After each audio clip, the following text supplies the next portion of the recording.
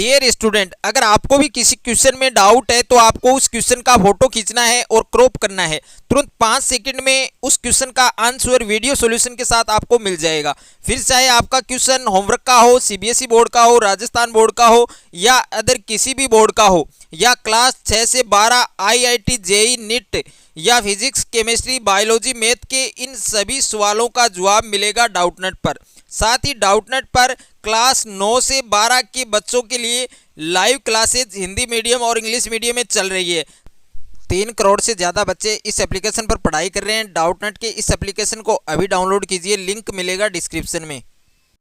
नमस्कार दोस्तों, स्वागत है आप सभी का आपके अपने YouTube चैनल में। तो आज की इस वीडियो में मैं आपको कक्षा 10 गणित और कक्षा 10 गणित में जो ग्राफ आता है आपके पेपर में, वो आपको कैसे करना है, यानी बोर्ड एग्जाम में आपको ग्राफ कैसे करना है ताकि आप ग्राफ में पूरे अंक आप प्राप्त कर सकें। तो आज की इस वीडियो में मैं ये भी बताऊंगा कि काफ़ी बच्चों को ग्राफ आता है लेकिन पेपर में वो क्या क्या गलतियां करते हैं। तो इस वीडियो में मैं आपको ये भी बताऊंगा कि कौन कौन सी गलतियां आपको नहीं करनी है। अगर आप उन गलतियों को करते हैं, छोटी बड़ी जो गलतियां आती हैं, अगर उन गलतियों को आप करते हो तो ग्राफ में आपके जो मार्क्स है वो कट जाते हैं। लेकिन आपको ऐसा नहीं करना है, तो वो गलतियां भी मैं आपको इस वीडियो में बताऊंगा। और बाकी मैं आपको जीरो से, यानी जीरो लेवल से मैं आपको स्टार्ट करूंगा, लेकिन ग्राफ का जो क्वेश्चन है वो आज ही आपको तैयार करना है। ओके, तो देखिए जो प्रैक्टिस है वो आपकी जारी रहनी चाहिए एग्जाम तक आप डेली रोजाना एक एक ग्राफ के क्वेश्चन को सोल्व करेंगे तो एग्जाम तक आप अच्छे से ग्राफ को तैयार कर पाएंगे। और ग्राफ का जो क्वेश्चन है वो काफ़ी मार्क्स का आपके एग्जाम में पूछा जाता है। ओके, तो देखिए वीडियो को आपको शुरू से अंत तक देखना है। अगर आपने वीडियो को शुरू से अंत तक देख लिया तो मैं गारंटी देता हूं आपको कि आप ग्राफ का क्वेश्चन है वो इस वीडियो से ही आप सीख जाएंगे। यानी मैं आपको बहुत ही आसान तरीके से ग्राफ को सिखाने वाला हूं। तो देखिए सबसे पहले आपका जो पेपर आता है बोर्ड का, उसमें आपके 2 इक्वेशन दिए होते हैं, यानी 2 समीकरण आपके पास दिए हुए होते हैं। जिसमें पहला समीकरण आपको क्या दिया गया है, यानी 3x प्लस 2y बराबर में क्या है 11 और 2x माइनस 3y बराबर में क्या है माइनस का 10। यानी ये जो इक्वेशन लिया है मैंने, जो समीकरण लिया है, ये भी आपके परीक्षा की दृष्टि से बहुत ही महत्वपूर्ण है। आप किसी भी बोर्ड से हो, आरबीएसई से हो या सीबीएसई से हो या यूपी बोर्ड या बिहार बोर्ड, यानी कोई भी आपका बोर्ड है, उस बोर्ड में आपके ग्राफ का क्वेश्चन है वो जरूर आता है। यानी बोर्ड के पेपर में मैथमेटिक्स में आपके ग्राफ का क्वेश्चन है वो जरूर आता है। तो ग्राफ का क्वेश्चन आपको आज ही तैयार करना है।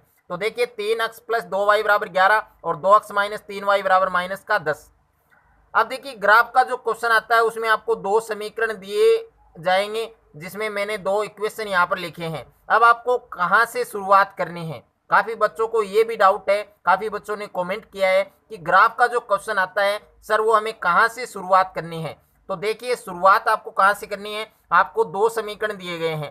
पहला समीकरण आपको दिया गया है 3x प्लस 2y बराबर 11।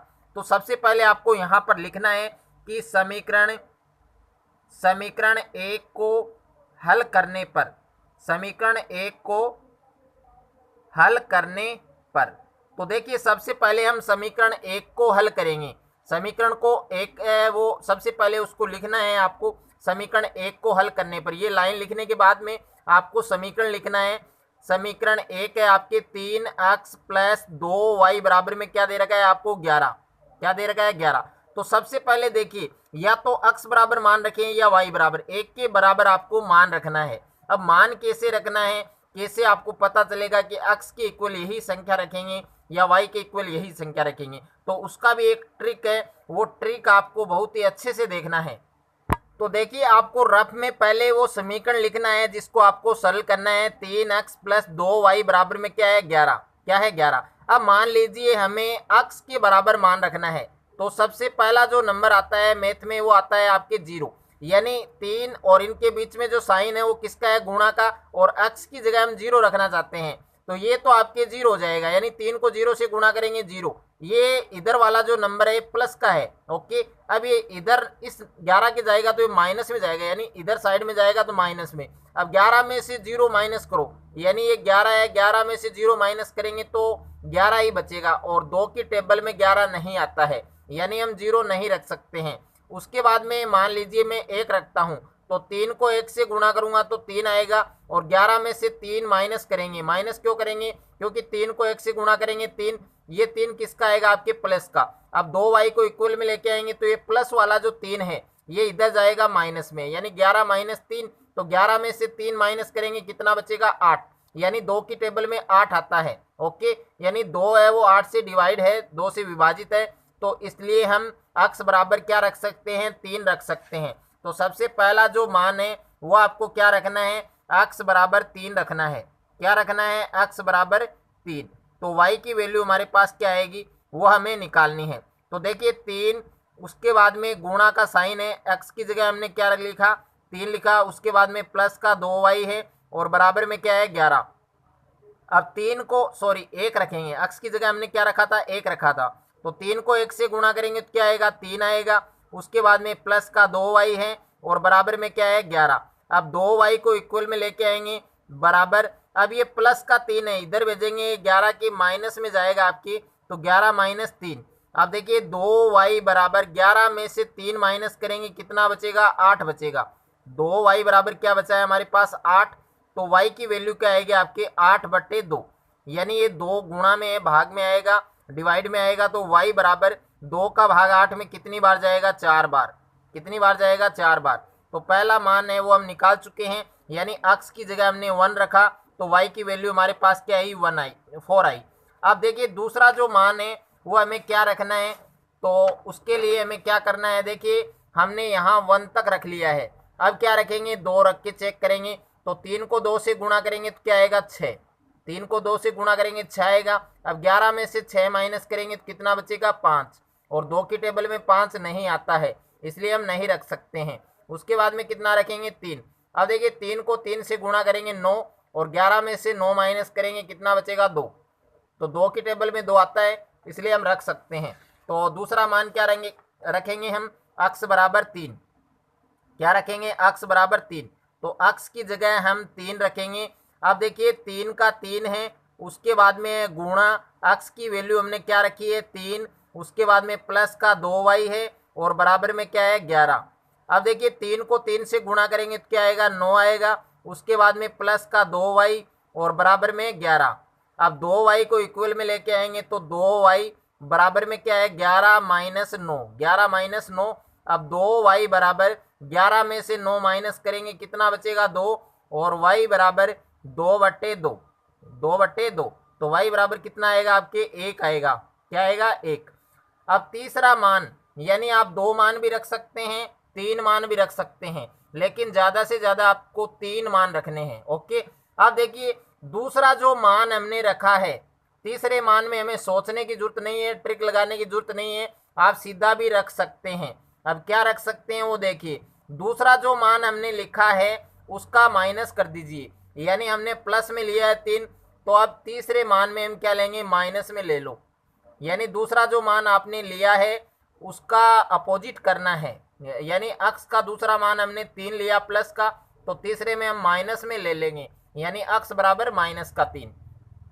अब देखिए 3 का 3 है, उसके बाद में गुणा का साइन, x की जगह हम क्या ले रहे हैं? माइनस का 3, और प्लस का 2y, और बराबर में क्या है? 11। कितना है? 11। अब देखिए 3 को -3 से गुणा करेंगे तो ये आएगा माइनस का 9, प्लस का 2y, और बराबर में क्या है? 11। अब 2y को इक्वल में लेके आएंगे तो 2y बराबर, ये माइनस का नंबर है, इधर जाएगा तो प्लस में, यानी 11 + 9। 11 + 9। अब 2y बराबर 11 में 9 जोड़ेंगे तो कितना आएगा? 20, और y बराबर 20/2। y बराबर 20/2, तो y बराबर कितना आ गया हमारे पास? 10, यानी y की वैल्यू क्या आएगी? 10। अब हमें क्या बनाना है? इसका टेबल बनाना है। अब देखिए इस प्रकार से आपको एक टेबल बनानी है जिसमें x लिखना है और नीचे y लिखना है। अब x का पहला मान, जो फर्स्ट मान है वो हमने 1 लिया था, और सेकंड मान हमने 3 लिया था, और तीसरा मान हमने -3 लिया था। ओके, अब y की वैल्यू हमारे पास है 4, सेकंड वैल्यू है हमारे पास 1, यानी y का दूसरा मान 1 है, और तीसरा मान कितना है? 10। ये टेबल बनानी है। उसके बाद में हमें क्या करना है? दूसरा समीकरण है उसको सरल करना है, उसके बाद में उसकी भी एक इसी प्रकार से टेबल बनानी है। देखिए उसके बाद में आपको लिखना है समीकरण 2 को सरल करने पर या हल करने पर। समीकरण 2 है हमारे पास 2x माइनस 3y बराबर में माइनस का 10 है। क्या है? माइनस का 10। अब या तो x बराबर मान रख लो या y बराबर रख लो। ओके, तो हमें y बराबर रखेंगे। इस समीकरण में हम किसके बराबर रखेंगे? y के बराबर। आप x की जगह भी रख सकते हो। तो देखिए रखने के लिए आपको ये ट्रिक लगानी पड़ेगी जो आपने समीकरण 1 में लगाई थी, यानी 2x माइनस का 3y बराबर में माइनस का 10। ये तो आपको समीकरण दिया गया है। अब हमें y की जगह मान रखना है और y की जगह हम क्या रखेंगे? 0 रखेंगे। यानी पहला मान 0 रखकर हम देख रहे हैं कि 0 रख सकते हैं या फिर नहीं रख सकते हैं। तो देखिए 3 को 0 से गुणा करेंगे 0 आएगा। यहाँ पर जो साइन माइनस का है तो इधर ये प्लस में जाएगा, यानी 10 में 0 को जोड़ेंगे तो 10 ही आएगा और 2 का भाग 10 में जाता है यानी 5 बार। तो हम कर सकते हैं, यानी जो पहला मान है वो हमें क्या लेना है? y बराबर 0। क्या लेना है? y बराबर 0। तो y बराबर 0 रखने पर, y बराबर 0 रखने पर तो देखिए 2x उसके बाद में है माइनस 3 गुणा y की वैल्यू हम क्या रख रहे हैं? 0 और बराबर में क्या है? माइनस का 10। माइनस का 10। अब देखिए 2x और माइनस 3 को 0 से गुणा करेंगे 0 और बराबर में क्या है? माइनस का 10। अब 2x बराबर क्या आएगा आपके? ये माइनस वाला नंबर इधर जाएगा प्लस में, यानी माइनस का 10 प्लस 0। अब 2x बराबर एक नंबर माइनस का एक प्लस का है तो क्या होगा? माइनस होगा। 10 में से 0 माइनस करेंगे तो क्या बचेगा? 10 बचेगा। किसका? माइनस का, क्योंकि बड़ा नंबर माइनस का है आपके। अब x बराबर क्या आएगा? माइनस का 10 बटे 2। तो x बराबर क्या आएगा आपके? माइनस का 5। माइनस का 5। अब देखिए दूसरा मान रखेंगे, यानी हमने पहला मान क्या रखा? 0। पहला मान हमने 0 रखा। उसके बाद में क्या रखेंगे? 1। अब देखिए 3 को 1 से गुणा करेंगे 3 आएगा। किसका आएगा? माइनस का। इससे पहले जो साइन है वो लगेगा, यानी माइनस 3 को 1 से गुणा करेंगे माइनस 3। अब ये माइनस वाला नंबर इधर प्लस में जाएगा, यानी इधर माइनस का 10 तो है और इधर आएगा आपके प्लस का 3। तो ये बचेगा आपके माइनस का 7। अब 2 का भाग 7 में नहीं जाता है। ओके, उसके बाद में कितना रखेंगे? 2 रखेंगे। तो ये आपके कितना हो जाएगा? माइनस का 6। अब ये माइनस 10 और ये आपके 6 प्लस में आएगा। कितना बचेगा आपके? 4 बचेगा माइनस का, और 2 को इस 4 से हम भाग कर सकते हैं। तो देखिए दूसरा मान हमें क्या रखना है? दूसरा मान हमें रखना है 2। तो y का मान 2 रखने पर, या y बराबर 2 ऐसे लिखना है आपको, y बराबर 2। तो देखिए 2x उसके बाद में माइनस 3 गुणा y का मान कितना रखना है? 2 रखना है और बराबर में क्या है? माइनस का 10। अब 2x माइनस 3 को 2 से गुणा करेंगे 6 बराबर में क्या है? माइनस का 10। अब 2x बराबर माइनस का 10, ये आपके माइनस में है तो इधर आएगा प्लस में। अब 2x बराबर 10 में से 6 माइनस करेंगे, कितना बचेगा? 4, और बड़ा नंबर किसका है? माइनस का। अब 2x बराबर माइनस 4 है तो x बराबर माइनस का 4 बटे 2। तो x बराबर क्या आएगा आपके? माइनस का 2। x बराबर क्या आएगा? माइनस का 2। और तीसरा मान है, उसकी मैंने आपको ट्रिक बता दी है, समीकरण 1 में भी बताई थी। यानी जो मान आप प्लस में ले रहे हैं, सेकंड जो वैल्यू आप ले रहे हैं वो आपको माइनस की लेनी है। तो y बराबर माइनस का 2। y बराबर माइनस का 2, यानी सेकंड जो मान में हमने प्लस का लिया था 2, अब तीसरे में हम माइनस का ले लेंगे। तो 2x माइनस 3 गुणा y की जगह क्या रखना है? माइनस का 2 और बराबर में क्या है? माइनस का 10। ओके, अब 2x माइनस 3 को माइनस 2 से गुणा करेंगे तो ये आएगा आपके प्लस का 6 और बराबर में क्या है? माइनस का 10। अब देखिए 2x बराबर माइनस का 10, ये प्लस का 6 इधर आएगा माइनस में। अब 2x बराबर माइनस 10 माइनस 6 कितने हो जाएंगे आपके? माइनस के 16। तो x बराबर माइनस के 16 बट्टे 2, माइनस के 16 बट्टे 2। तो x बराबर ये आएगा आपके माइनस का 8। अब हमें बनानी है इसकी टेबल। तो देखिए इस प्रकार से आपको एक टेबल बनानी है जिसमें ऊपर लिखना है x और नीचे लिखना है y। y का जो पहला मान है वो आपके है 0 और दूसरा मान है आपके 2 और तीसरा मान है आपके -2। ओके, और x की वैल्यू है आपके, सबसे पहले आपको -5 रखना है, सेकंड वैल्यू आपके -2 और तीसरा वैल्यू है आपके -8। यह आपके सेकंड समीकरण की टेबल है और यह आपके फर्स्ट समीकरण की टेबल है।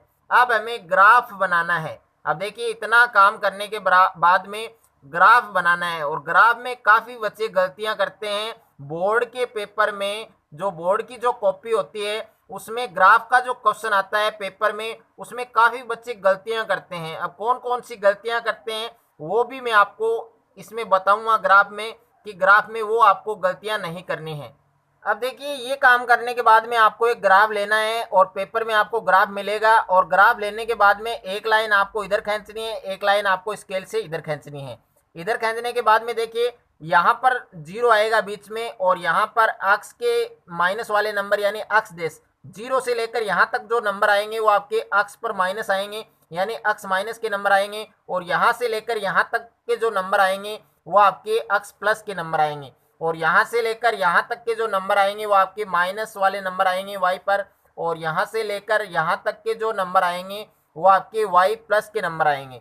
अब देखिए, यहाँ पर ये काम करने के बाद में आपको बिंदुओं को अंकित करना है, माइनस में भी और प्लस में भी। ये काम करने के बाद में जो आपने 2 टेबल बनाई थी, यानी पहला जो समीकरण था उसकी टेबल आपकी ये थी, यानी अक्ष पर 1 है और वाई पर 4।